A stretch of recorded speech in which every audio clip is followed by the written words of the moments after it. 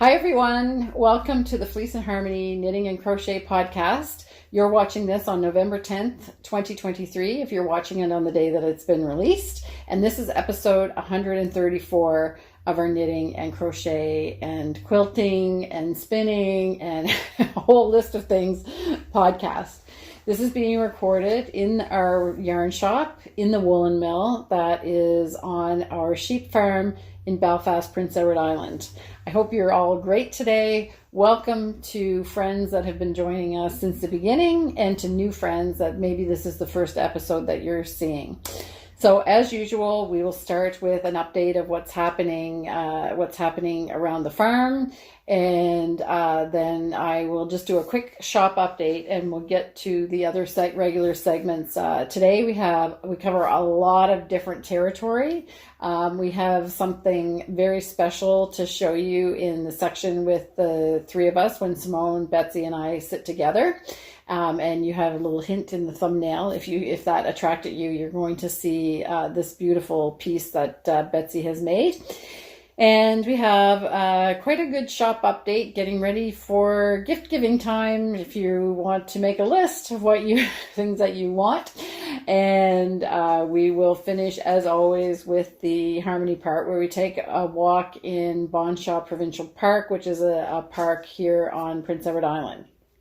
So we'll start right away with the farm update, and we had a little bit of snow that was a little bit unexpected about a week ago. We don't usually have snow. Sorry, I just have a here in my eye. We don't usually have snow this early in the season, but we did have a little snow, and then the temperature came back up, and we have like tons of grass still around in the pastures. So the sheep and the horses are usually on dry hay by this time of year, but they're actually still grazing on fresh grass. So I just am going to show you a little bit of a video of the sheep that are mowing our side yard. So we'll just take a look at that.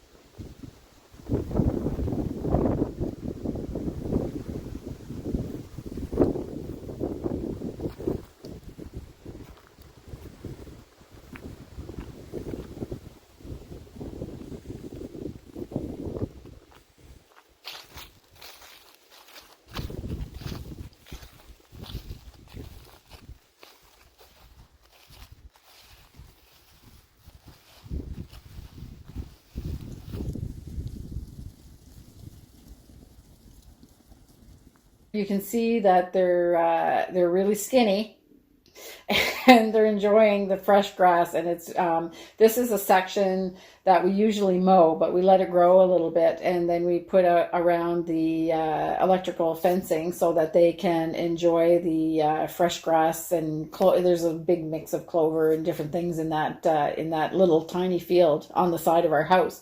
So there they all are. And other than that, we've made some progress on the house. So for some of you that may not know, we are renovating our 1860s farmhouse, and I think we've made enough progress that I can show a couple pictures here of that as well. So I'll add those in here. We're finally almost to the point where we can move into the side of the house that we're renovating and leave our cramped quarters where we've been living for the last year with everything smushed into half the house with the laundry and room and everything all mixed together. So we're really looking forward to that, and you can see that we've made quite a change in the house. I'll try to do a little bit of before and after. And so we're pretty excited about that. And those are the things that are keeping us busy. So the house and moving the sheep around a bit. And then, of course, we're trying to catch up with everything in the mill from after the Fiber Festival. We're finally caught up, and we'll talk a little bit about that in the different segments as we go through. So I'm going to talk about the shop update right now because we do have a few things that we'll expand on, but I just want to show here in case you follow the chapters and that you want to skip around in the video. So the first thing I want to talk about is that we have quite a few brown sheep in our flock, and every now and then we will spin a special shot. So they're brown, it's natural black sheep, but the yarn is actually like a dark chocolate brown. So we did spin a lot of their wool into a yarn that is, we did a 2-ply yarn and a 3-ply yarn. So the 3-ply yarn is not going to be available in the skeins to buy in the shop, but the 2-ply is. And Simone is going to show in her section the project that she's doing with this yarn. So it's quite dark. It's a 2-ply yarn, and there's no dye whatsoever. So it's just this color, so natural black. And we have a little bit of this left. The people that are are signed up for the newsletter get a sneak peek when we do special batches. So the people that have signed up to the newsletter know about this yarn already because they saw it last Friday. But we do have some of it left so that we can feature it here on the podcast. It's 200 yards for 104 grams, I believe. And so it's a little bit heavier than our Selkirk worsted. And it's the staple length of the wool that we use to create this yarn is really, really long. So we have a 2-ply, but it's a very sturdy 100% wool yarn. And Simone is actually knitting some beautiful socks with it that she will show in the segment with Simone. So we do have this left. And if you just look up special natural black, you'll be able to find it. But I do also have a link in the show notes. There's a link that says on the podcast, and if you click on that link in the show notes, it'll take you to a collection that I create for every episode that has all of the products that we talk about, whether it's in the conversation with Betsy and Simone or if it's in the shop update. So you can check out that yarn there. The next thing I wanted to show you is I've been waiting to get these in for a long time, and they're often out of stock, but we finally received our Leica ball winder. So this is just a beautiful, beautiful tool, and it's the rosewood, made out of rosewood. It's very heavy duty, and we have a little video of Ken actually is using it to wind a ball. So we wound a ball of the natural black.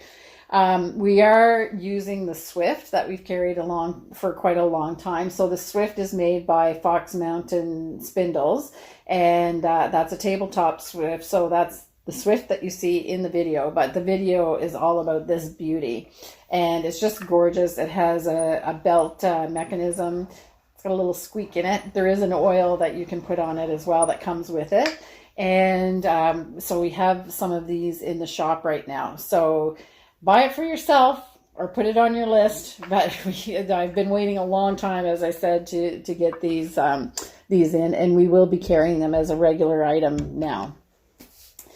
The other thing that I wanted to talk about is that we do have all of the full series of saltwater mittens, or saltwater books. So we have the original mittens, we have the gifts, and we have the classics, and finally we have the socks. And the yarn that I just talked about, the special, the natural black special, is actually perfect for making a lot of the sock patterns in here, but there's only one color. So the sock, if there's a specific shape that you liked out of the saltwater sock book, then you can use the yarn for that.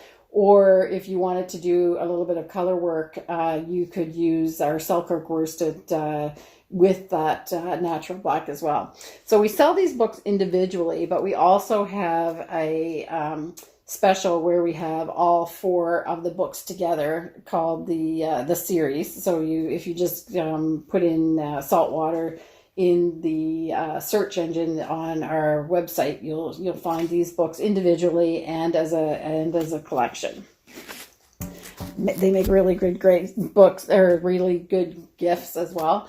If you're not familiar with them, they're written by Christine LeGros and Shirley Scott from Newfoundland, and they tell a lot about the culture of Newfoundland, the knitting culture of Newfoundland, and they're a joy to read, even if you're not going to knit out of them. But the patterns are just, their goal with making those books was to preserve the patterns that a lot of knitters in Newfoundland just had in their heads. So they've preserved those motifs and the patterns, and they're just delightful if you haven't heard of them before. The other thing I wanted to talk about is that I'm a little bit late to the party with this. I'm not sure why I didn't order this earlier, but it just kind of escaped my notice. But magazine 18 from Lina is out, and we did get that in the shop. So we have copies of this magazine, and as always, it's just beautifully written. The magazines themselves are just beautiful, the quality of the paper and everything. So if you haven't looked at a Lina magazine before, then you may want to check that out. And I have most of the issues that are still in print. I have them in the shop, so I've got a lot of the back issues as well. And I do tend to order in the back issues for as long as they're available. So if there's other issues that you want that you have trouble finding, you may find them in our shop. 3, I don't have 3, and I think 5 is also out of print now, but I do have a lot of the other back issues. And I finally, in the shop update, I wanted to talk about the beautiful advent calendar from Firefly Notes, which is a stitch marker advent calendar. So they have there's 20 stitch markers and 5 progress keepers, and the theme is the fairy world and the celestial night sky. All of the stitch markers in here were designed by Sandy, who owns Firefly Notes. Firefly Notes, if you don't know, is a company that's based in British Columbia and owned by a woman, entrepreneur. So we love supporting her, and she just does really, really high quality products. So this is a stitch marker advent calendar that she does every year, and we have 7 left. So we're really getting to the end of them. So I just wanted to give them give you one last chance to purchase them. Sandy also makes little notion tins that go with her motifs for her calendars every year. And we have 3 of this year's tin left with the fairy motif on it as well. So if you missed this somehow from our newsletters and when we were showing it before, this will kind of be your last chance to be able to purchase these. And I think that's it for the shop update, other than other things that we're going to talk about. So we'll head out to the different sections with Simone and Betsy and the 3 of us. But before we get there, I'm just going to make a little recap, because often people are asking about what knitwear we're wearing. So I'm wearing the Madeline sweater that was designed by Galena Carroll. And it is in issue 69 of the Rowan magazine, and is made with Rowan Kid Silkays in Nectar, and Bark is the brown. And this is a design that you hold Kid Silkays double for.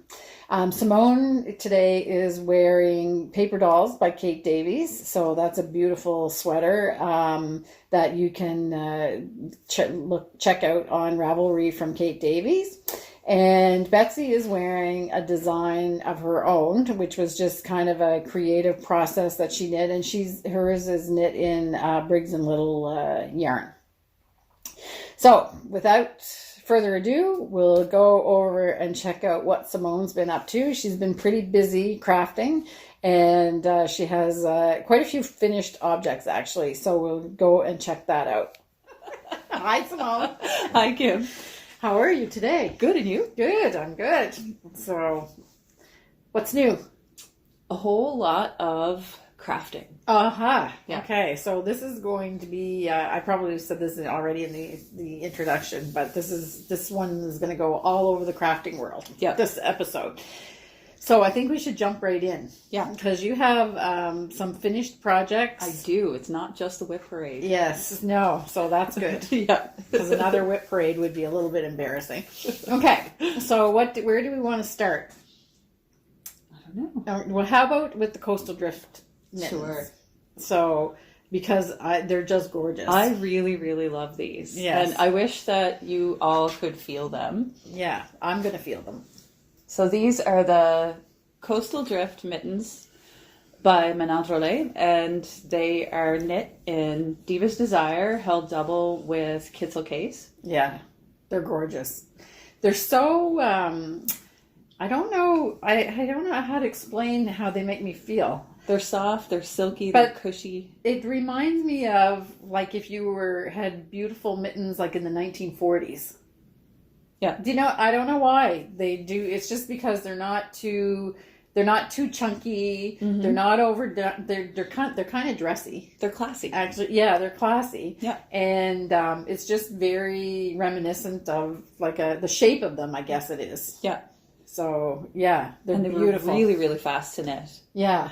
So, Diva's Desire and Rioux Kitzel case. So I think it's soil. Yes. Soil in the Kitzel case and curly dock.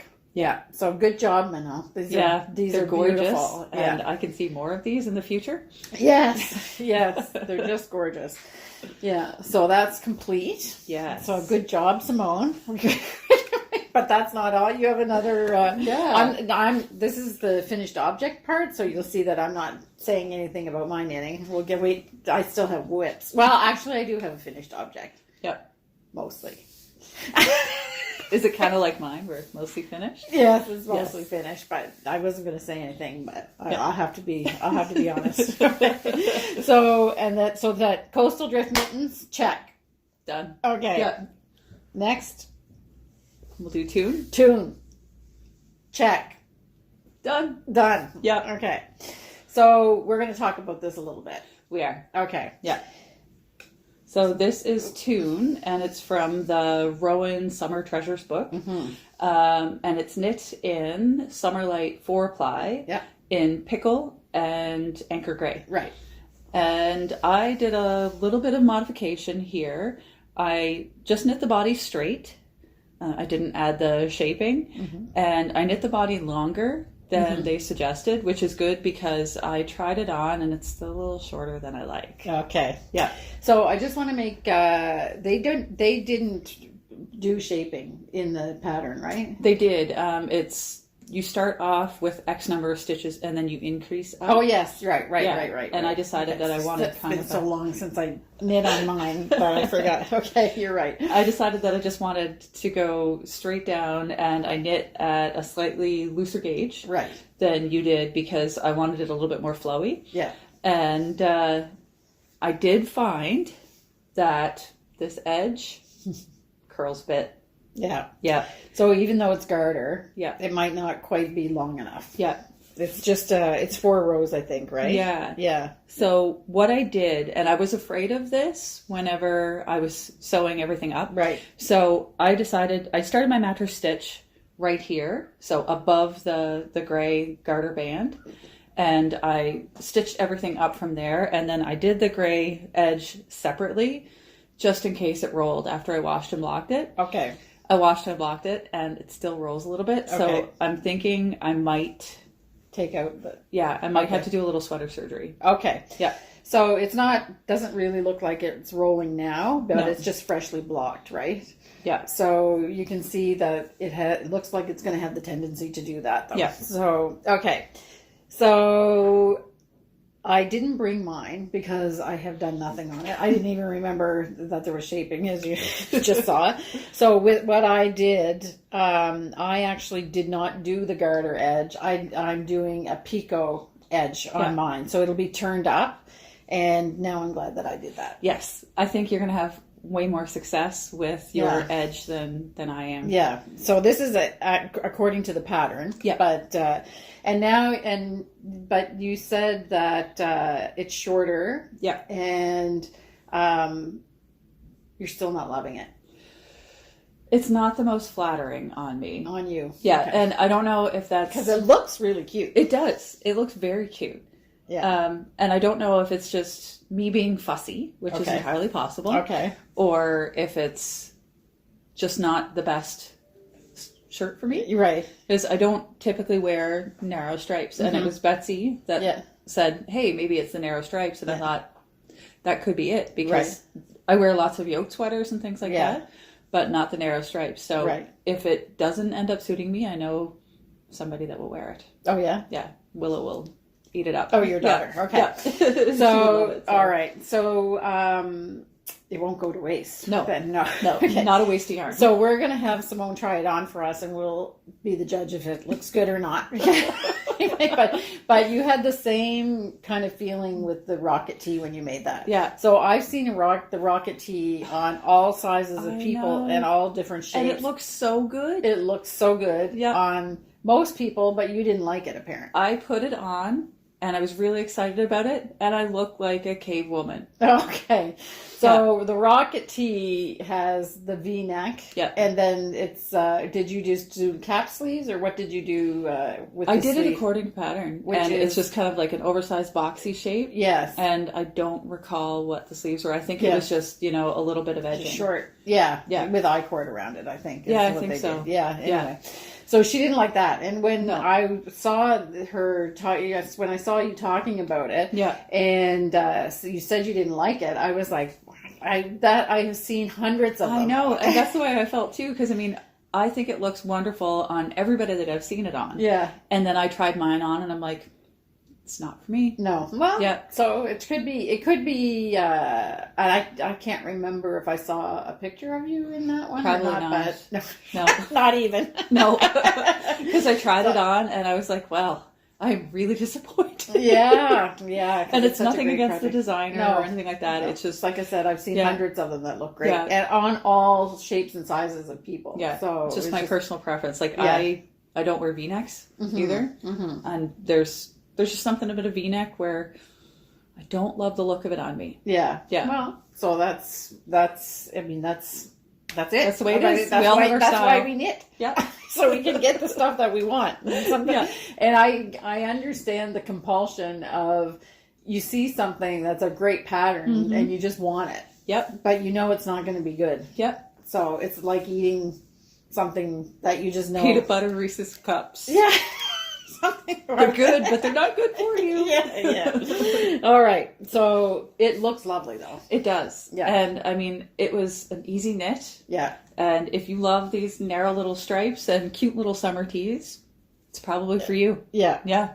So I will. But it's kind of low on my list of getting my whip checklist done now because it's the summer taw. Yeah. So we won't see mine for a while, but we'll harken back to this conversation, because I did do the picot edge, because I've tried a couple times with these unfinished edges, and I just don't trust them unless you want to see the roll. Yeah. Because they all roll as far as I'm concerned. And people can write comments if you found a pattern, and you need to make them long enough. And what the designers are doing is making them fairly short, so you get a narrow edge, but it just doesn't work for everyone. It doesn't work for everyone. Yeah. Oh, and there was one other thing that I wanted to say about this. I took the suggestions of the people for sewing in ends. Thank you very much. Yeah. And I split the 4-ply into 2-ply and sewed it in, and it worked a treat.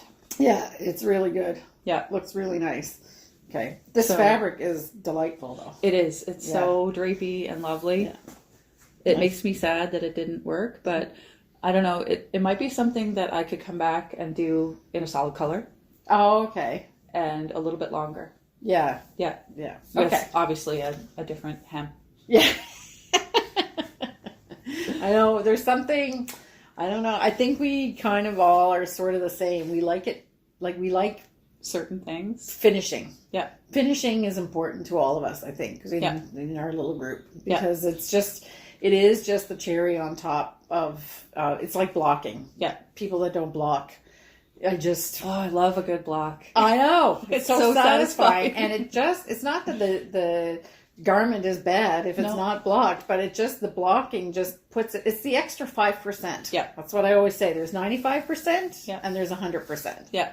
And you're 95% of the way there. And if the 5% is missing for anal people like us, it's just, and it's us. Yeah. Yeah. So, all right. So maybe I'll show my finished project, and then we'll go on with do you have another finished project? I do. Oh, okay. That's hand spinning. Yep. Okay, we'll do So we'll that touch it separately. later. Okay. Yep. The Happy to See You Cowl. I love the fabric. This is knit in, it's funny because when I'm looking at it, it almost looks like my gauge changed. And it did, because I wanted it tighter. So down on the bottom, it's bigger. I can see the difference. Can you? Yeah, I just really noticed it now. Okay, so I started knitting tighter as I went up, because this yarn is the Rowan Fine Tweed Haze. Mm-hmm. It's very deceiving.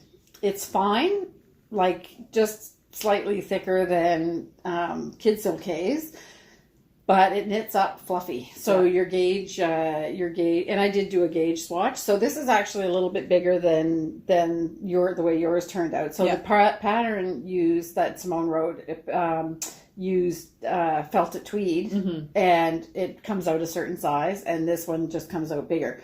But I really like it because I did the hood. I can do the hood thing. Yeah. Yeah. So it's going to be really cozy. Yeah. And this fabric, I have to say, it's nice. So nice. Yeah. It's very squishy and cozy. Yeah. I can't stop very touching lightweight. And I'll pull it on, and then all of the black around on the sheeps is all into the sheeps. The sheep is all duplicate stitch. So I was going to sit here and just say that's all, but I actually haven't finished the back yet. It takes a long time. It does. Yeah. And I have a confession too. I didn't finish the back of mine either. Yes, right. You're going to finish it. Yeah. Maybe. Yeah. So Simone says she just likes to think of it as the back of the sheep, and I said, well, that would be great if they had legs. Yeah. So I might just have to duplicate stitch in the legs. And it's not a chore to do it. It's just that it's one of those things. It's like the Paisley cardigan. You're finished the knitting, down and do it, and you just want to be done. So anyway, I will finish it because I really don't have that. I'm slightly more than halfway through. Yeah, and it makes a good. I'm picking it up when I'm watching TV. Yeah, and it's something that I kind of want to watch because you can interrupt between stitches. I find it easier to do that than actually knitting a pattern while you're watching TV. Yeah. So that's it. And it's just when you're close to it and you're doing those stitches, it doesn't look like it's going to give it's not literal. Yeah. You have to really look at it from a distance to keep perspective. Because I was thinking, okay, well, this doesn't look like their face, and maybe I need to put another stitch. I second guessed pattern designer, and when I did it, it didn't work. Yeah, you actually have to have a little bit of a distance because it's impressionistic. Yeah, sort of. Yeah. Okay, so I'm going to put it on, and you'll see how. So it's nice and cozy here, but literally. It's not tight at all, but literally you can feel the heat starting to... Yeah. The minute you put it on, you can feel the warmth of it, and it is definitely big enough that I can put it up over. There we go. Nice and cozy. Yeah, it's really, really nice. But different from yours. Yep. Yeah. Yeah, and it's funny because I love to wear my cowls up to here. Yeah. So I usually knit them a little bit tighter so that they stay in place. Yeah, because this will kind of flop down, but you can. I mean, has some stiffness to it, but not like what you. Yeah, I like to cover my face because I'm out in all weather. Yeah, exactly. Anyway, so it's really, really. It's a fun knit, and it is just really cute. I think so. And again, this design is it's the design. The graphic design is called Bouncy Sheep by Painted Warrior Graphic Design, and then Simone adapted it to a knitting pattern. Yeah. Which is great. And I mean, that design is just so cute. Yeah. It's really, really cute. Yeah. And you really you were able to capture it. So now I have fluff everywhere. Okay. All right. So that's that. Right. And now you have, what's next on your table? I have 2 let's do progress. Yeah, let's do Rioux, because people were asking. Because to be fair to Simone, we had done the agenda for the last podcast, and Simone wasn't here the day that Betsy and I were sitting down. So we said, we'll do a whip parade, but then we forgot to tell Simone that's what we were doing. So she didn't bring this for her whip parade, and people were asking, what's the progress? Oh, it's upside down. Okay. There we go. And backward. Yep. Okay. So I've still got yarn attached. Okay. You want me to hold that? But you can see that the wings are starting to grow. Yeah. So have you been working on it, or? Not really. Okay. I find that I just need quiet. Yeah. And there's always somebody talking. Oh, okay. At my house whenever I have a chance to work on it. So, right. Okay. Yeah. It's just one of those things where I want to sit and quietly work on it, and I don't want any distractions or, having to get up and do stuff. Right. So I can't work on it with other people in the house. Right. Okay. So this was Rioux by Jennifer, or is Rioux by Jennifer Beal. You've seen it probably, if you're a regular watcher, a few times now. And this is a reminder of the ends that you have. But Jennifer, don't be afraid. Jennifer has a trick for... She does, because all of these look exactly like this. Yeah. Yeah. So she has a really fun trick for quickly getting rid of the ends. Yes. It's like magic. Yes. And I mean, the project is beautiful, and I really love it. I'm excited to soon be able to start the edging. Right. Because I mean, I am making good progress along the wings. So this is actually good to show this now, because you've got all the pieces that are hidden on where you finish these bands. So if you haven't seen this before, like I said, and just joining us. So this is what the end of the band looks like when you finish the band, and then you have to put in the ends with using the trick. Yeah. But this is what they look like while you're knitting them. So it's actually you're knitting the round, right? It's like a little pocket. Yeah, and it makes a little pocket. So when they're finished, it's double thickness, and all the ends are hidden inside the pocket. Yeah. So I don't know if it's going to show up very well, but this is actually in the round. So it's no purling in color work. No purling in color work. Yeah. It's amazing. Yeah. And I mean, the weight of it, it's going to be beautiful. Yeah. And I can't wait to block it. Yes. That's one of the things. It just, blocking and lace, it's like magic. You're going to need a big blocking space. I think I'm probably just going to have to take over my bedroom. Yes. And I have 2 great blocking weights at home. They're orange and furry. Oh, yeah, for cats. And this is knit. We did special kits for this. It's knit in our point prim sock yarn, but it's a special kit. So if you're interested in embarking on the Rioux by Jennifer Beal, we do have yarn kits to make it exactly these colors. Okay, excellent. So, and I've put pictures up of it. Kind of have them on speed find. Yep. Oh, I've got yarn everywhere. Yeah. Okay. And the next one. There we go. Okay. So we did a run of some. Have you talked about it yet? Yes. The natural brown. So I talked in the shop update. I talked about the natural brown yarn that we used. So the natural brown, in case you skipped over the shop update, natural brown is the last clip that we had for our sheep. We have quite a few black sheep in our flock, which we love because they're not as common as white sheep, obviously, because you can't really dye. You can over dye, but you can't really dye. So the black sheep are a little bit of a rarity in most flocks, but not in ours. No. So we have quite a few, and we took all of the fleece from the black sheep in our flock, and we made 2 batches of yarn. We made a 2-ply, which is just slightly heavier than our Selkirk worsted, and we made a 3-ply, which is with Janet right now being knit up into socks. But Simone wanted to hand knit the 2-ply and make socks with it. Yeah. So it's important to say this is 100% wool, not dyed. It's just the color that comes off of the sheep, which is actually a chocolate. Dark chocolate. I say 95 or 85% chocolate. Yeah. If you like dark chocolate, this is the color of it. And so it's really like low processing in this. So Simone wanted to make socks. Yes. Yeah. And so Kirby is going to get new socks made out of the natural brown. He's been pretty good with his hand knits. Yeah. So I'm giving him some more socks. Right. Yeah. As long as he continues to take care of his hand knits, he gets more. So these are going to be for Kirby for Christmas. And we need to put them a little bit closer. He loves hand knit socks. Yeah. But he likes the thicker ones because he's always cold. Yeah. So whenever we made this, I'm like, 2 balls, please. Yes. They're coming home with me. Yeah.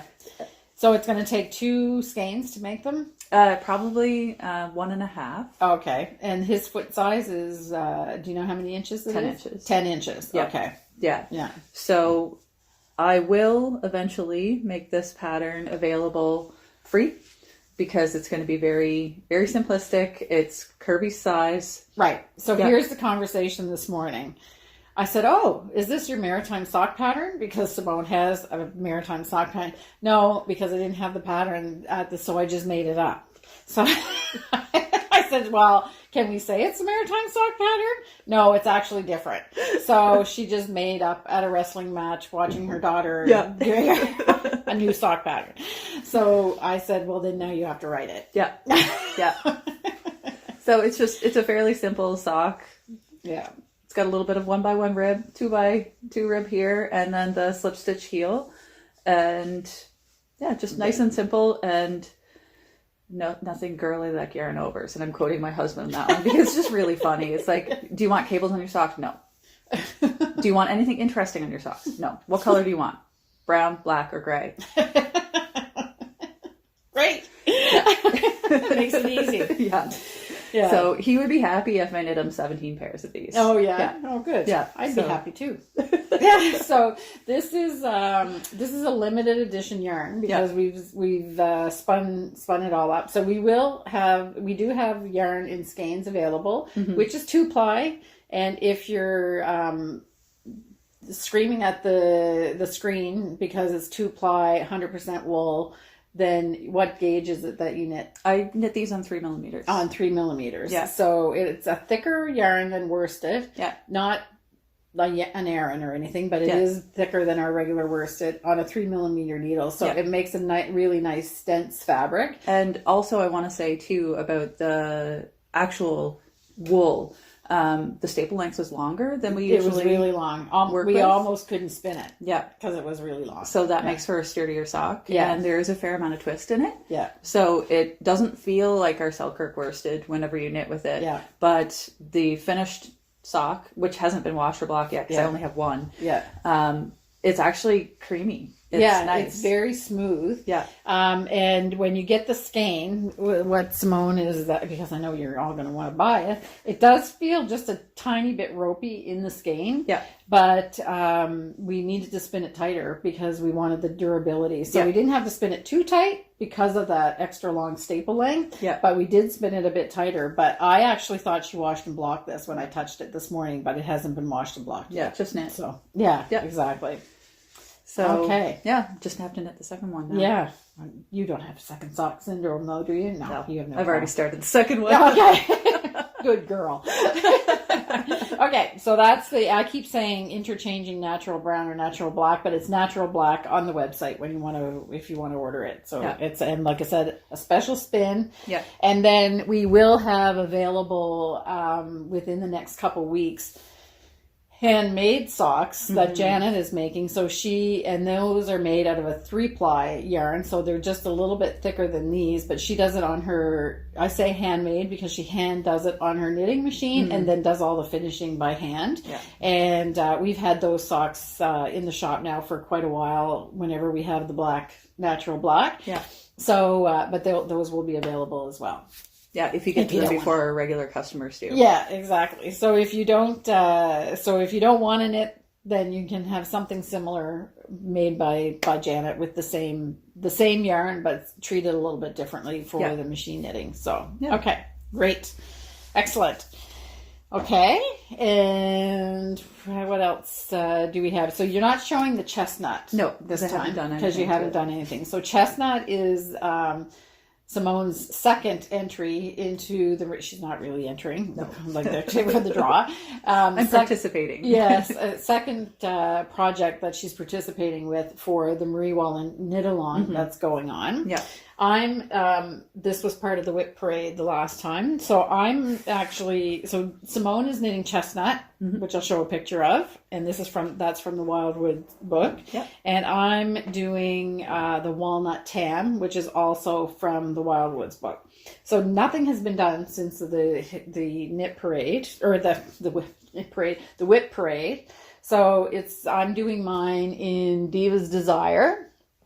And we edited it down. Simone helped me edit the colors down from, I think there was 10 or 11 in the original pattern. A lot. Yeah. Into 6 colors. So this is my entry, which will be my entry, which is now back out of the project bag because I'm finished enough of the Happy to See Ewe Cowl that I think I can start working on this again. Yeah.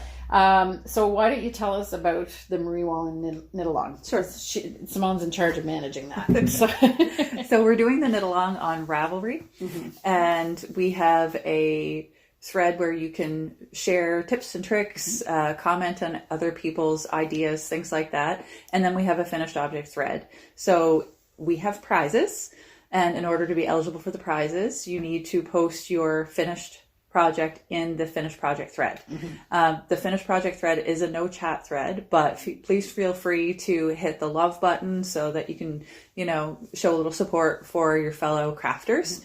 And it includes both knitting and crochet because Marie Wallin has a wide variety of patterns to choose from. What was it? 1,500 or?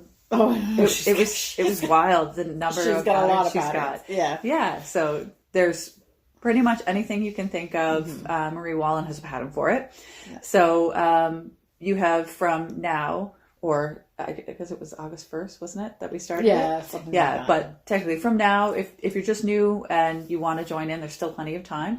The Knit Along ends on February 29th at 5 o'clock Atlantic time. So get your finished project in that thread. And we have 4 prizes. Yeah. Yes. So first and second prize are a box of Diva's Desire. Yeah. And the third prize is a Marie Wallin book. And the fourth prize is some Hand-spun Yarn from Wool Here on the Farm. Yes. So we have every Marie Wallin book in stock. So the winner of that prize will get to choose which book they want. And then the Diva's Desire boxes, we created 2 color selections, and the person that's name is randomly drawn first will get the first choice of those 2 boxes, and then the second name that's drawn will get the second choice. So, and I suppose that's the first and second prizes, but if the third person that got a Marie Wallin book actually if one of those 2 people that get the yarn prize, if they want the Marie Wallin book instead, we can do that as well. But the value of the yarn is more than any of the values of any of the books. But if you really don't want Diva's Desire and you're the first one, you can choose which prize you want. Yeah. Yeah, exactly. Yeah. Okay. So I think that makes a good segue then into handspun, because you do have a finished handspun thing. Yes. So this is wool from the farm. That's squishy. It's very squishy. Yeah. This is wool from our farm? Yep. Oh. So whenever shearing day came around, Betsy and I were out in the barn and we were doing some quick skirting on the table before the wool went into the big bags, and there were some fleeces that came up that were really, really beautiful. So kind of a silvery gray. And I was lucky enough to take some home. It's absolutely gray. Yeah. I'm surprised. That's why I thought that it must have been some kind of dyed fiber. Nope. It's absolutely gray. Yeah. Not brown. It doesn't read, at least in this light, it doesn't read brown at all. No. And the sheep that it came from looked like, well, obviously not natural black because it's not as dark as this, but it actually looks like a real gray. Yeah. Amazing. Yeah. So it was kind of silvery almost. Yeah. It's one sheep. There might be two that have there's two. Yeah, there's two that have that and it kind of reads brown when it's on the sheep, but when you shear it close to the skin, it has the silvery color, and that comes from a ram that we used to have that was his name was Lincoln a long time ago. So his genetics are in the flock, and he was pure black when he was born. And by the time he had his first shearing, when Amber was shearing him, she says, I've never seen this before. So he was pure black. And when she sheared him, he was this color. So you could see where the black wool, when he was a little lamb, it was all black. And then it graduated down to this silver color. And the person, a hand spinner, snapped that up because it was really unusual. Yeah. And so his any of his progeny that after successive generations, you get this silver color, and it's but I've never seen it spun just silver. Yeah. So it's so squishy. Yeah. And soft. So I have to ask, because I am interested to know why. It has a little bit of a nubbly quality to it. Is that because there was shorter fiber in it? Or is it just the necessary? I'm still learning how to fiber prep properly. Oh, okay. Sorry. I didn't know. No, it's something that, it's a learning curve that every fiber prepper has to go through. Right. It's not as simple as just washing a fleece and throwing it in the drum carder and having it come out as a perfect blanket of fluff, right? If you're not careful, and like with this, I didn't pop the ends of the locks. Okay. So what that means is you just take a little brush and you brush the ends very gently, and it kind of fluffs them open, and then you put it through your drum carder. Okay. And it makes a nice smooth bat. Right. I didn't do that because I'm still learning. Right.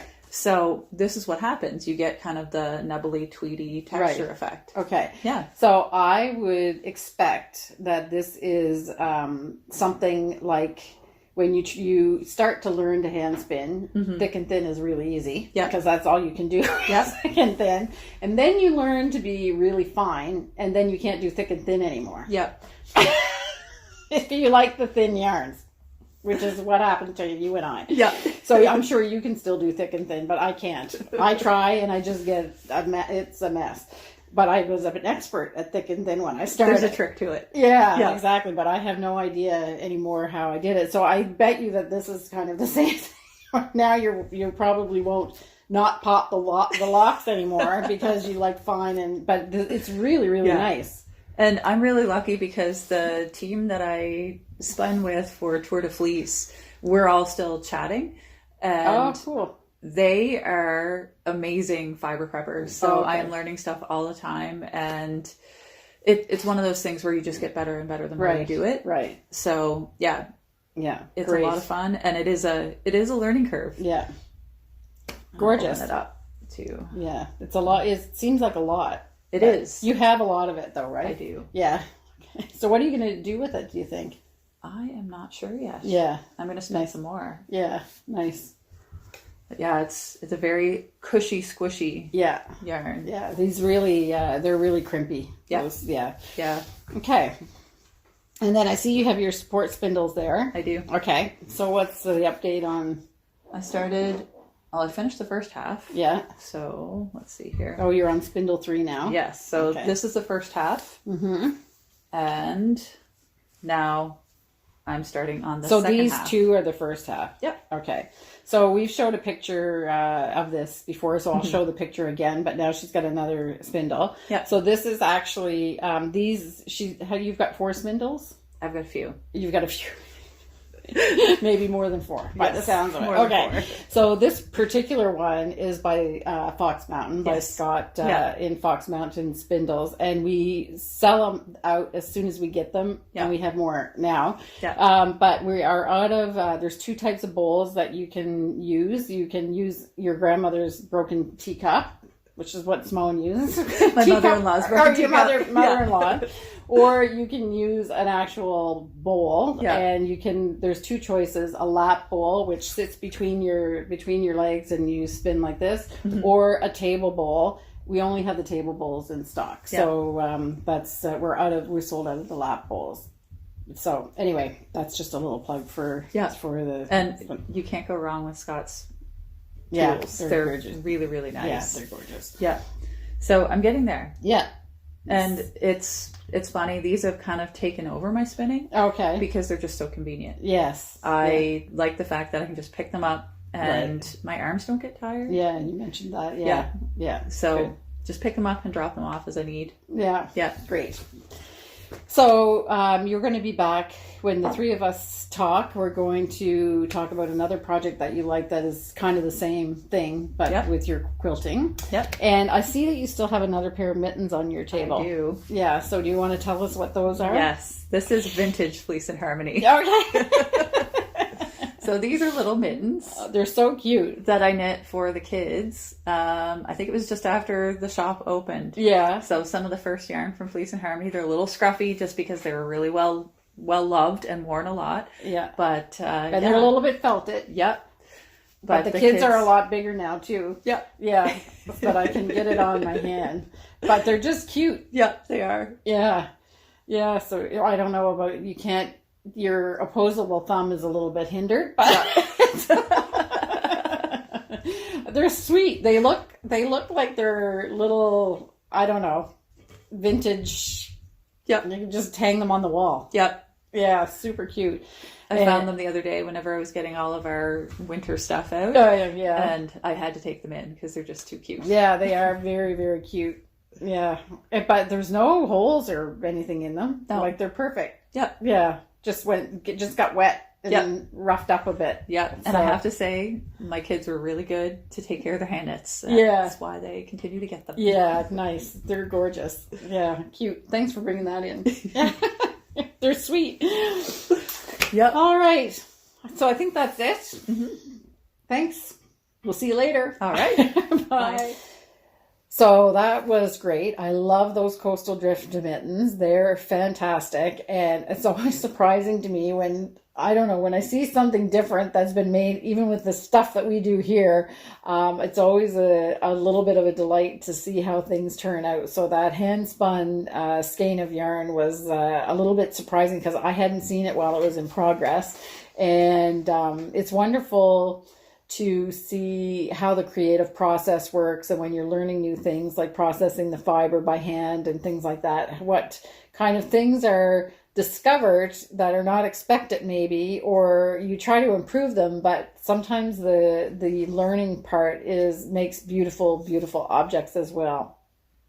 So we're going to do the segment now with the 3 of us. And you'll find this kind of funny because we really didn't know what we were going to talk about in this segment. And then Betsy showed up this morning with something that is absolutely stunning and beautiful, which became the topic of the conversation for the 3 of us to have. So I hope you enjoy this segment. It's really something, Betsy has done something really magnificent, and it's our pleasure to show it to you. Hello. What was that? Hello. And it's only Tuesday. Yeah, exactly. Oh. Okay, so this is our lives. So I did the agenda yesterday about what we were going to do for the podcast, and I had the 3 of us, and I said Marie Wallin. Make along, but I actually said knit along, but we had no idea what we were going to talk. I said I got nothing. I don't know. And then Betsy shows up this morning, and just to show us something, and I was like, "Yay! A subject for the 3 of us!" Because you are not going to believe this, that she just pulled this out of her bag or whatever. So maybe we'll keep the anticipation. of what we're actually talking about. But Simone can first give us an update on her English paper piece. Okay. So I've continued along with it, and I'm having a lot of fun. I finished the first little section. Right. So this is a barnyard section because there's little chickens and chicken wire and trees, things like that. You take a picture, right? Yeah. Okay. So I'm just using up little bits and pieces of fabric that were left over in my stash, and are you planning on putting this together in a whole big thing, or are you going to keep it as a small project? It's like Betsy said, the Settlers Catan. Oh, okay. So I had no idea what they were talking about. So if you know, Settlers of Catan is a board game that's like a world building game. So the board is actually hexagon pieces, about that size, that you have to lay out all yourself. Okay. And it can be rearranged depending on your economy. Exactly. So anyway, it has economy. Oh, okay. It has the forested section, the farm section, the pasture. I don't know why I had never heard of this. It sounds like something that if you're a really competitive person, you can get kind of nasty about. Yes. That's right up my street. Oh, okay. So sounds like a Settlers of Catan evening is coming along. Wow. Anyway. This is when Ken says, I'm not playing this with you. One of those kind of games. We have enough at our house. Ken doesn't have to play if he doesn't want to. He just doesn't want to play with me. Oh, okay. Please play Risk with me. Please play Risk. But he won't. Please play Monopoly. No. Axis and Allies is even better than Risk, and it's like 8 hours for a game. Oh, okay. Yeah. Okay. That gets a bit long for me. Yeah. Actually, it's not bad. The question I always ask is, can I knit when it's not my turn? Oh, okay. And the family are like, okay, Mom. Oh. As long as I'm ready for my turn when it gets there. Oh, okay. I'm allowed to knit when it's not my turn. Okay. Yeah. Great. All right. So Simone, carry on. Started on another one. Okay. And this is like a water themed one. So I've got a little crab and some salmon. And I'm going to call this mermaid scales. Oh, okay. And while this looks more icy, it was the best option for water. Okay. So yeah, that's my next little one that I'm working on. And are you planning on putting these together? Yes. Okay. So you're going to go through all the flora and fauna and whatever. Yeah. Okay. Excellent. And I have to say, Melissa's been really great too, because now she's sending me links for fabric. Oh, she's like, I saw this and I thought of you, and I'm like, oh, you're such an enabler. Yes. So that's Melissa Bailey, who taught English paper piecing at the PEI Fiber Festival. Yeah. So that started this whole thing. Yes. Okay. To say essentially, that's like, welcome to the beginning of a possible addiction.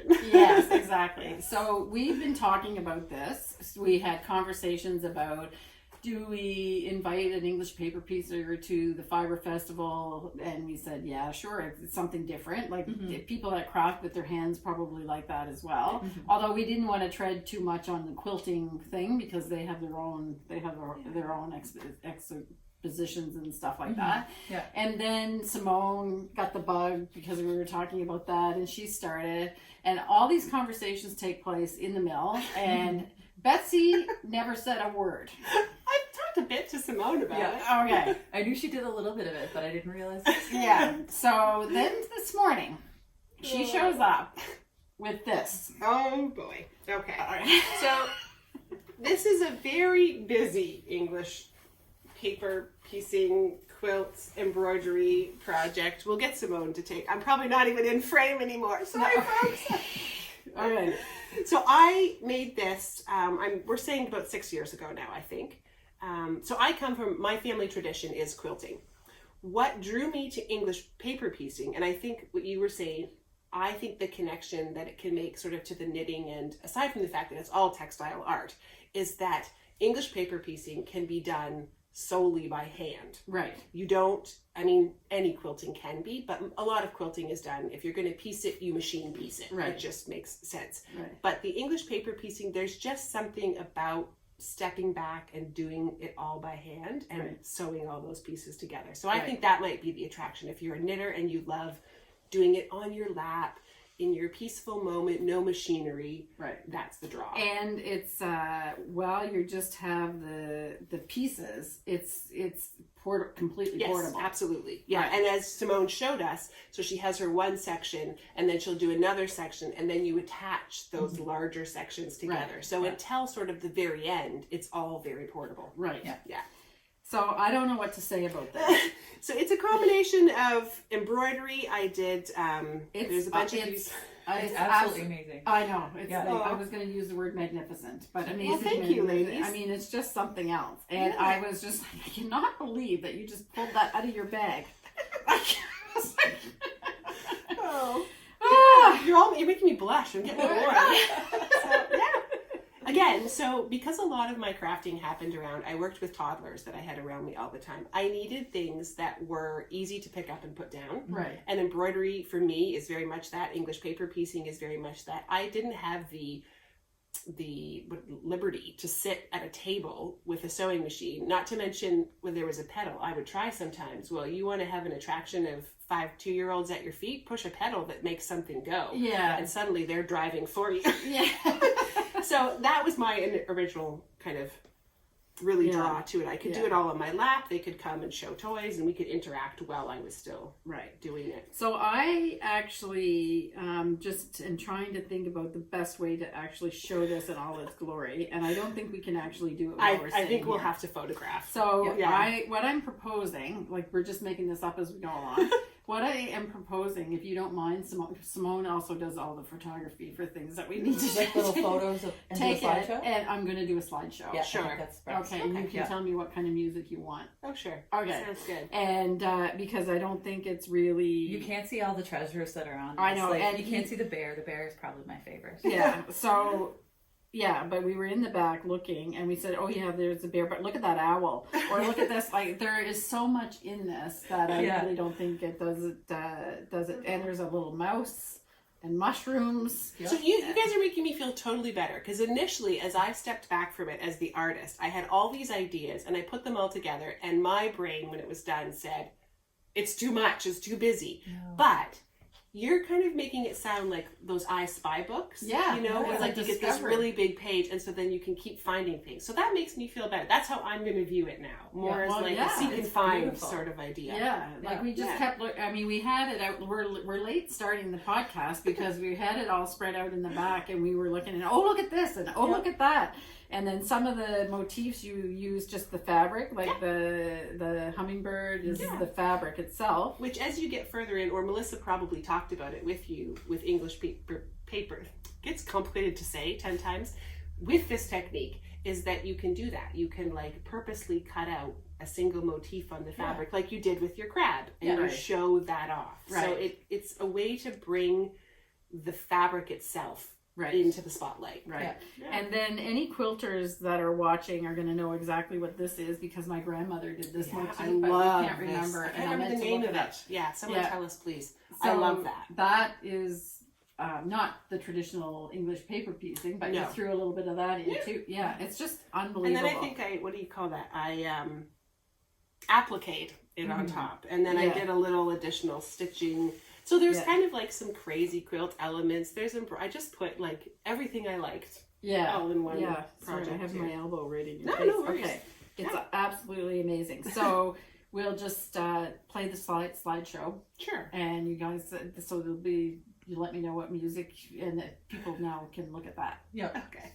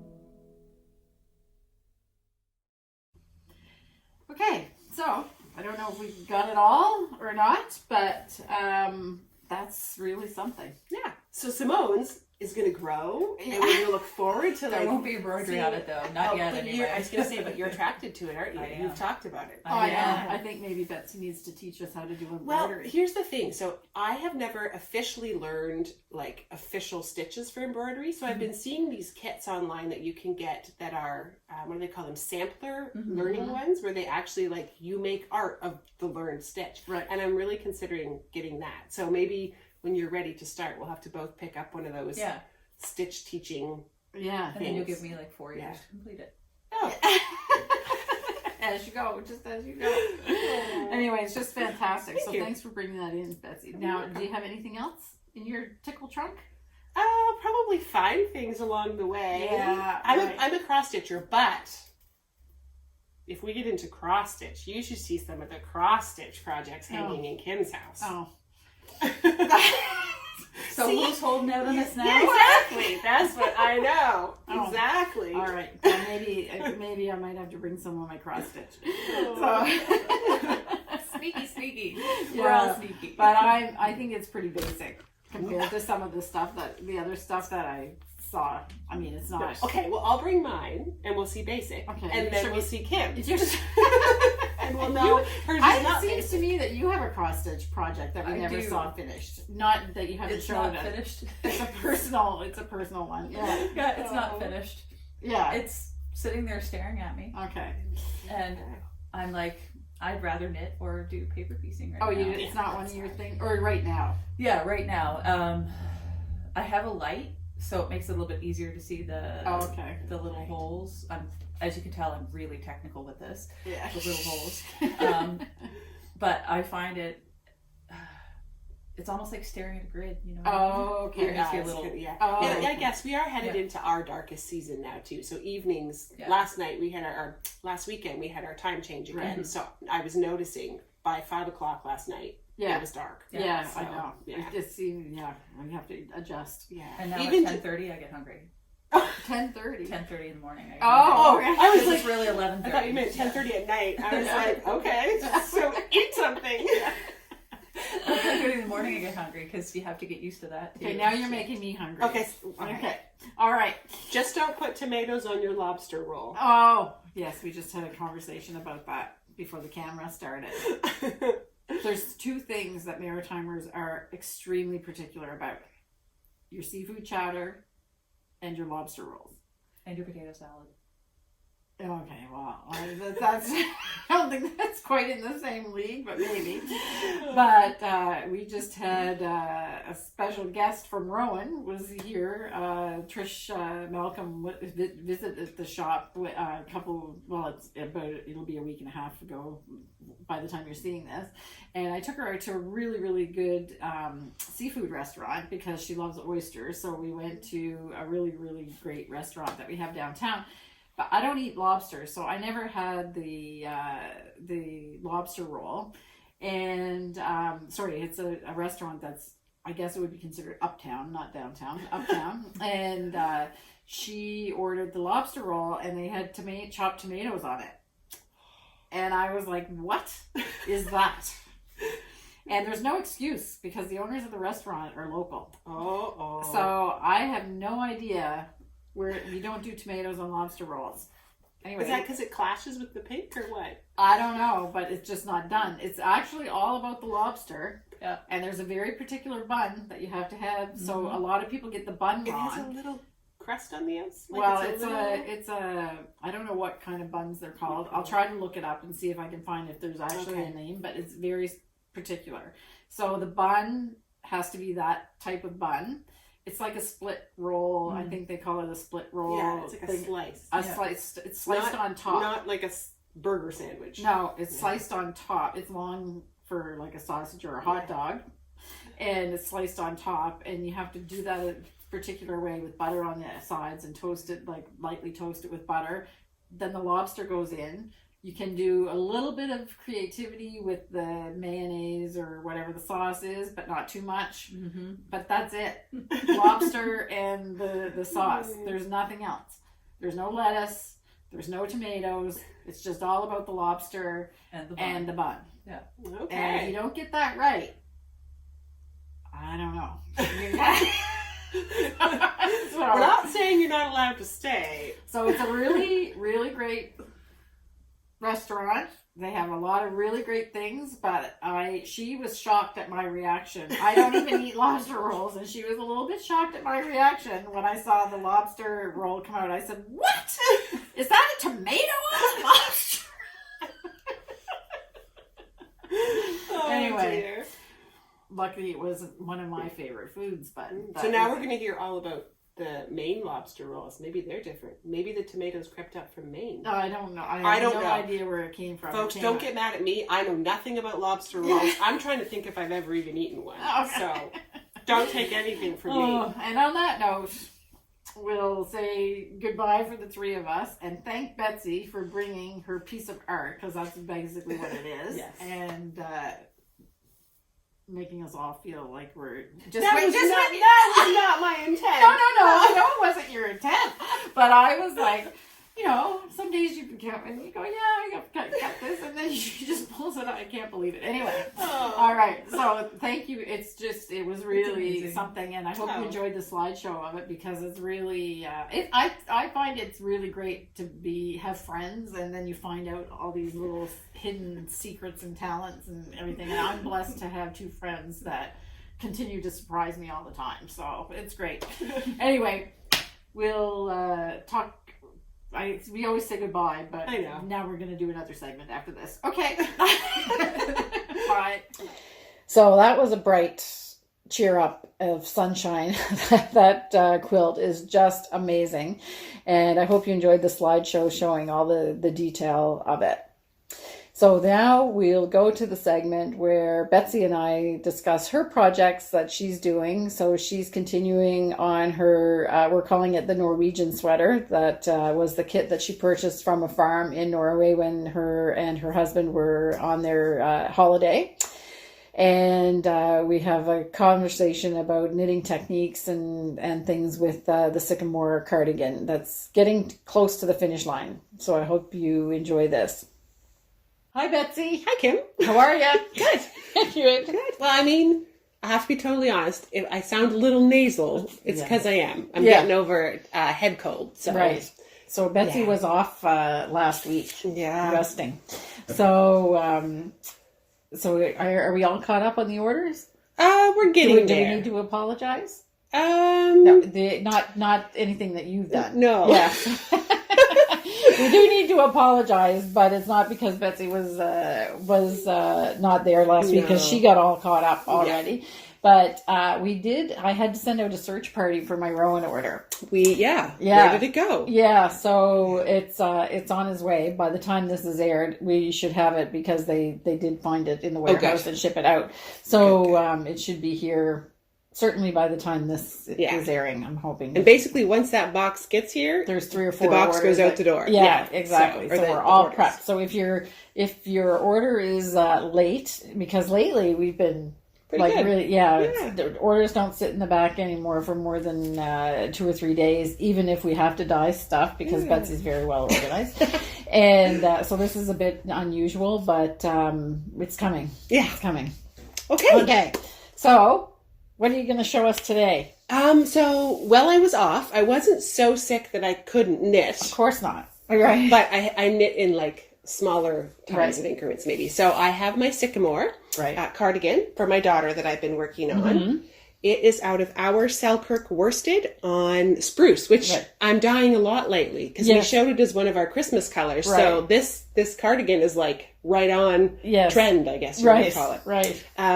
So it's a top-down construction, which I'm not sure. It's giving it a very drapey, flowy sort of feel. Yeah. So it's lacking structure. But I think that's the intent. I don't think it's supposed to have a lot of seamed structure. It's supposed to be a cozy, drapey, comfortable. Right. It's kind of blousy looking. That's a good way to put it. Yeah, exactly. So in that case, I get it. Okay. So the body is really simple. It's all just stockinette, other than a little bit of a button band built into it. Mm-hmm. Those buttonholes are fantastic. I have to say the method But she told me to use. So who's the designer?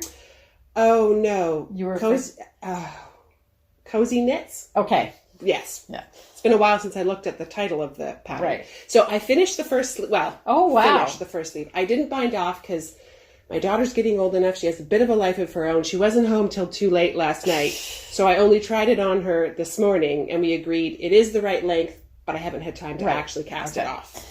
So all of the fun happens in the sleeves, which are quite textured. Yeah.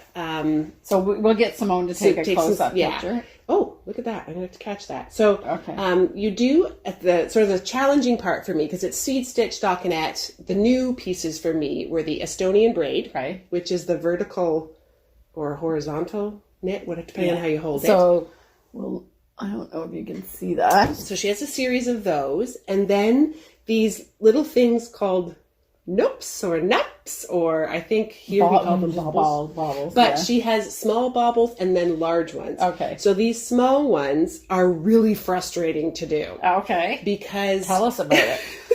It's just because you're putting several stitches on the needle at the same time, and then you have to get through those. Right. Well, as a tight knitter, by the time I've got those on there's almost no way I could get my other second needle back through to grab the yarn. Okay. So it was just a tension issue. And I'm noticing here, I missed catching one of my loops. I'm going to have to tack that down. Right. Yeah. That's an easy fix. Because it's an easy fix, but it's also, that's what I was struggling with. Okay. Was catching all of those pieces and not missing one. And she even tells you when you're doing it to kind of feed back through two at a time and then poke your needle through to make sure you're actually catching them all. Okay. So I'll have to get better at that. So the one thing I will say though is that when they're done really tight, they're very neat. Okay. And that's just because of who I am, but I will continue to aim to do that. Yeah, because they are extremely neatly done. So I don't know if we can see them a little bit. Anyway, so those are the small ones. Take a picture. Then you do another few sections of seed stitch, not Latvian braid. She calls it Estonian braid, which I think it is different because I've done the Latvian braid and that has a more of a kind of a twisted look to it. Well, it has actually an additional piece, I think. Yeah. Okay. Yeah. It has an additional piece in it. Anyway, so that's those. Then you do these large baubles, which were a lot more fun for me because they're basically crocheted.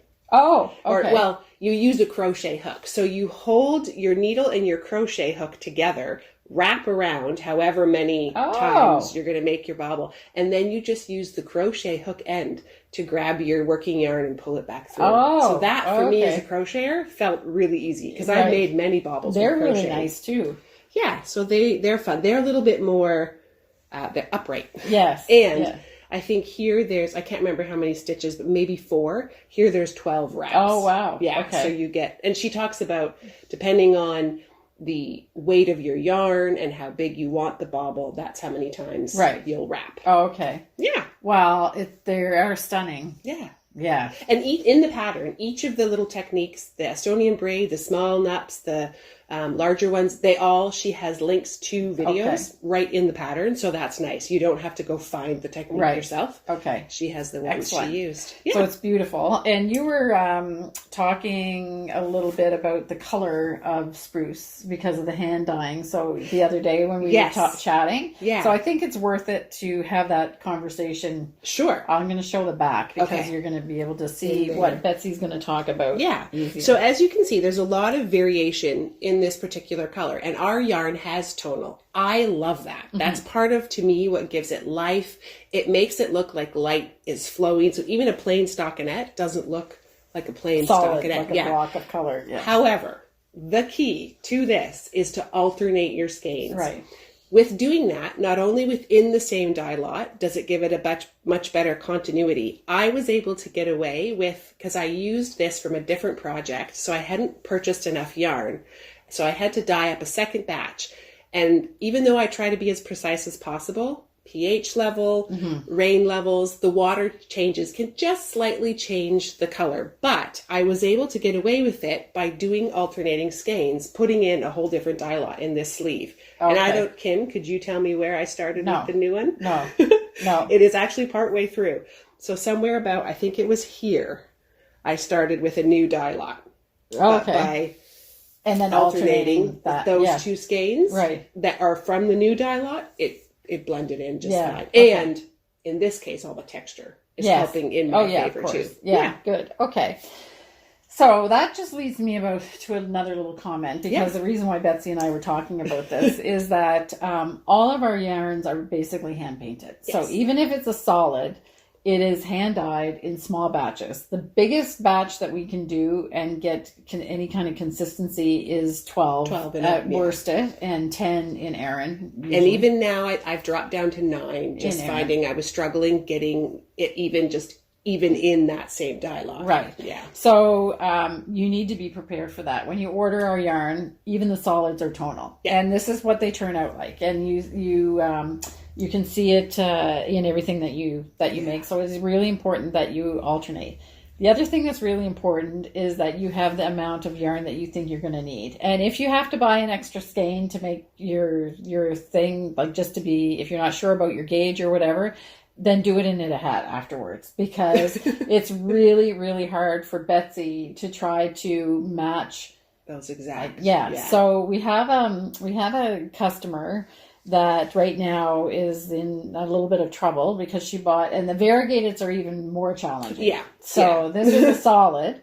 So that's pretty well, that's easy compared to trying to match the variegated yarns. So we have a customer that actually has purchased one of our variegated yarns and then changed her mind about the project that she wanted, and then ordered another batch of variegated yarn, but it didn't come from the same batch, and there was quite a lot of difference in the second batch, but we I don't know. I'm not trying to, I don't want to try to make excuses, but you just can't do it. No. Like if you are going to knit a big project out of variegated yarn that you've purchased from us, you need to buy the full quantity. Yeah, you want it all from the same. Yeah, unless you're going to do something creative with it. You could probably get away with it if you were doing color blocking. Yeah. So like if you had a section that was your variegated, then a completely different yarn, and then another variegated section, and you didn't mind that those might be slightly different, you could maybe get away with it. Or like cuffs and and ribbing, that's where I would recommend, if you're going to have to use a single skein from a different dye lot, I would use it in my cuffs and my ribbing, just so somewhere where the texture has changed. It's going to help to blend that a bit better. So it's just don't play yarn chicken unless you're prepared to be creative. Yeah. And that's actually good too. There's been some really cool things that have happened because they couldn't get this exact same color. So that's okay, but don't count on it. Yeah. Basically is what I'm saying. So anyway, that's a good technical, and sometimes it is like we've noticed because Betsy is very consistent because she keeps a lot of notes on every batch that she does. So there's just something really satisfying to me. So the dye comes in powder, and it's weighed out on these minuscule jewelry. That's what they are, jewelry scales, right? So it's like weighing out gold. Yeah. Or as Ken would come back and say, "Oh my goodness, what's Betsy up to? She's breaking bad back here today." But there's something satisfying about like measuring out those powders and like a chemist, and I'm glad no one has to inhale my powders. But well, she uses a respirator, so just in case you wanted to make a comment. But it is minuscule amounts on some of these shades that like it's down to, we had to get a scale that goes down to 1/100 of a gram, I think. Yeah. So this is what we're doing. So to get them exact is really quite something. Again, not excuses. We're just explaining our process to you and how it works. That's right. Yeah. And then we've also discovered that the same batch sometimes the dyes are, because there's no heavy metals in the dyes, we have 9 colors in the dyes that we use, and we blend everything because we have 100 colors that we dye. Yeah. So any little change in the dye itself as well can make a change in how, like coming from the manufacturer.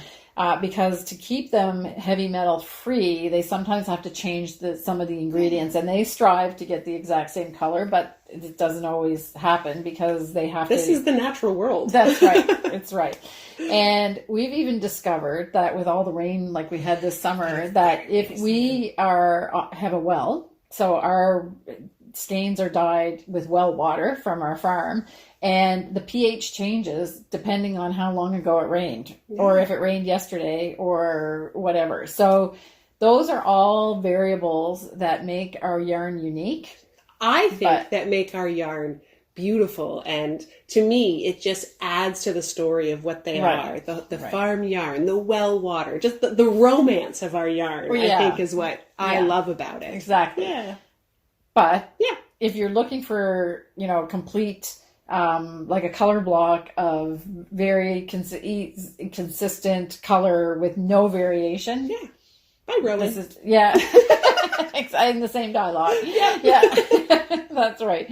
So we just thought it's important just to talk about that a little bit. So it's not good or bad. Yeah. It's what we love. It's preference. In fact, we can get it consistent if we were dyeing in the wool and then carding the wool and making the yarn. You can get a lot more consistency. And when we started out, that's what we did. That's how we intended to make our yarn. Yeah. But when we got the skeins out, it was like flat. We felt it was flat, and it all looked exactly the same. And we said, well, we just may as well open a yarn store with a commercial brand then, because there's no.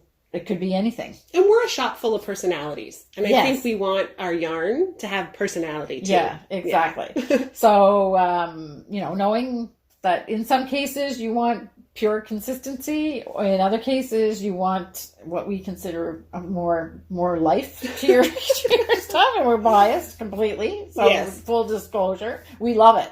So, anyway, just to say just for your information. For your information. Yeah.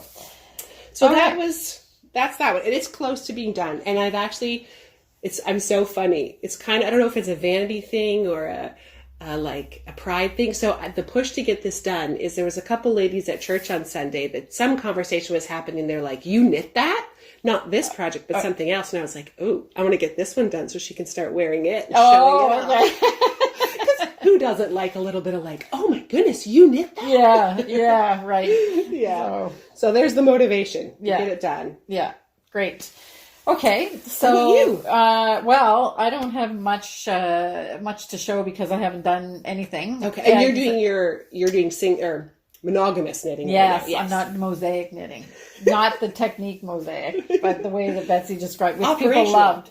Operational mosaic? I don't know. Well, yeah. Anyway, so I showed the Walnut Tam in the section with Simone because, but I'll just talk about it again in case people are skipping the chapters. Sure. So we do have chapters. So if there's segments that you want to watch or don't want to watch, you can skip around. But this will be my entry into the Marie Wallin knit along, which Simone has explained the details. So I'm still, and this is Diva's Desire, and it kind of goes with the conversation that we just did, because Diva's Desire is the only yarn that we make that we actually dye in the wool. Yeah, and then the way we give it life is we heathered it. Yes, exactly. Life maybe is a mean way to say it, but yeah. Yes. So is what's funny is that we're usually when we're at the end and Betsy's skeining up the balls or the yarn hanks, we can't join two different dye lots with any. But with this, it's very consistent. There's been two, I think, that I've not been able to, where I'm like, oh, that's different enough. I wouldn't want to get that in my skein. Yeah. But the others have been pretty good. Yeah. So just to what we were saying, it really lends a lot of consistency. Yeah. But we wanted the heathered effect, so we couldn't dye that in after it was made. We had to do the heathering at the carder. And I have to. Some of that probably goes the the praise for that goes to Simone, because she does the color blending at the Carter. Right. So, and she's done that for years. She did it at another place where she worked before. Yeah. So she really has a good idea of what she's doing and sort of just placement of where to put those varying shades to blend them all together. And it does give a really different look. It does. I mean, it is different. So all of these little details in the techniques do make a different look. So if you want to join the Marie Wallin knit along or make along, then you can check out Simone at the end of her segment has talked a lot about like all the criteria. But I just noticed you don't have your... So I'm working with what calls to me right now, and it's just not calling to me right now. So I really haven't got a lot done. Okay. I'll show some pictures because you can still talk about it. Oh yeah, the lovely shawl. Yeah. There are all these red flowers that I'm making from Rioux fine lace, and I really love it. Like, I have nothing against it. I'm just allowing myself to be free right now and do what calls to me. Right. Yeah. And you're actively working on two sweaters. So there's a few other stuff going on. There's the Sycamore Cardigan, but then you've got another sweater. Another one. Yeah. Which I'll show. It's not exciting because it's a yoked sweater from bottom up. So nothing happens till we get to the yoke. Yeah. So it just keeps growing. Yeah.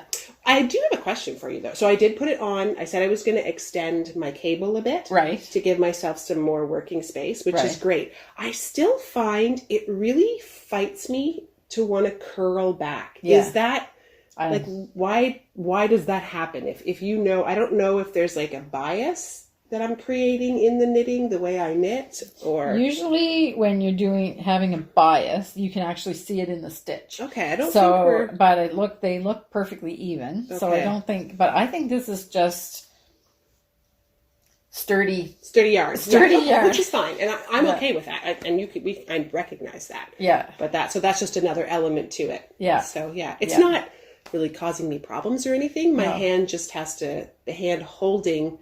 the yarn that I'm coming towards just has to work a little harder because it's constantly like unrolling the stitches as I get to them. Yeah, so I can see where over time that would be a little bit. But it's going to be really fun to see this when it's done and you've blocked it. Yes. Because right now it feels pretty rustic. Yes. And I think, as we've said before, there's still quite a bit of spinning oil in there. Yeah. Once that comes out, I think that's going to help to exactly. things out. So I don't know if I ever had a picture of the pattern.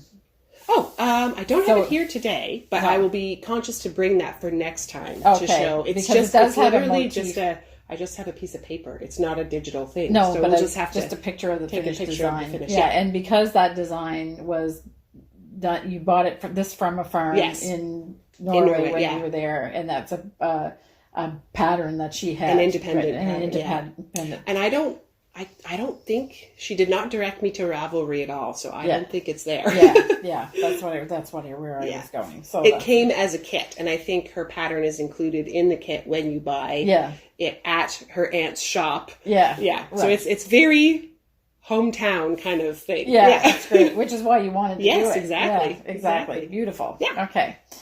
And that's what I've got going to show. Yeah. I mean, I have other stuff going, but that's what I have to show. Yes, exactly. So, so then I'll put in a picture of the lovely shawl with the little motifs that you're done because they're really, really nice. And that's done in it's Rowan fine lace and ruby, right? Yes, exactly. So just the fine lace, which contains Surrey alpaca. So it does have a little bit of a halo, though, too, doesn't it? It's gorgeous. Yeah, really, really nice. Yeah, it's soft and it's supple. Well, I mean, it's fine, so you don't feel it as much until you've put it together, and then it becomes like squishy and soft. I mean, when you squish the ball, it's lovely. It is. Yeah.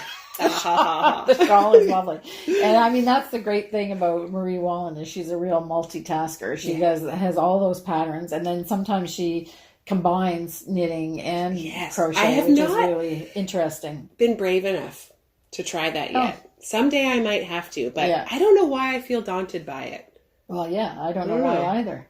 Yeah, I don't know. And probably, come to think of it, you probably pick. I think it's because I don't like picking up. Oh, okay. So anything that I think, I'm going to have to do a lot of picking up stitches, but I don't mind picking up stitches for crochet. So, and it would make sense. You probably knit the panel. I'm the exact opposite. Okay. Yeah. So I should Yeah, one of these days we'll give it Yeah. a go and see, because she has a couple of books, I They're think, really that are nice, focused yeah. on that. Yeah. Okay, so I think that's it. Is there Yeah. anything else? No, that's all I got for today. Okay, we'll talk to you later. Bye. So it's really great to see the development of the Sycamore Cardigan, and that spruce yarn, the color spruce, is actually something else. I know we make it here, but it's really gorgeous, and the detail on those sleeves is really, really interesting. So I'm really anxious to see the Norwegian sweater, how when it's washed and blocked, how it turns out, because feels pretty rustic right now, but I'm sure that it's going to be surprising when she actually finishes it and does the blocking on that. So I think that's about it for today, and I hope that you'll stay around for the harmony part. So Ken has filmed a walk through Bonshaw Provincial Park, and again, we'll just have some peaceful music to wind down the podcast. And with that, I will wish you 2 great weeks of crafting, whatever your craft, if it's quilting or knitting or crochet or all of the things, spinning, then I hope you have a wonderful 2 weeks, and we'll see you next week if you join us for the Harmony Reads. And with that, I'll say goodbye and share peace and kindness with everyone you meet in the next 2 weeks. Bye.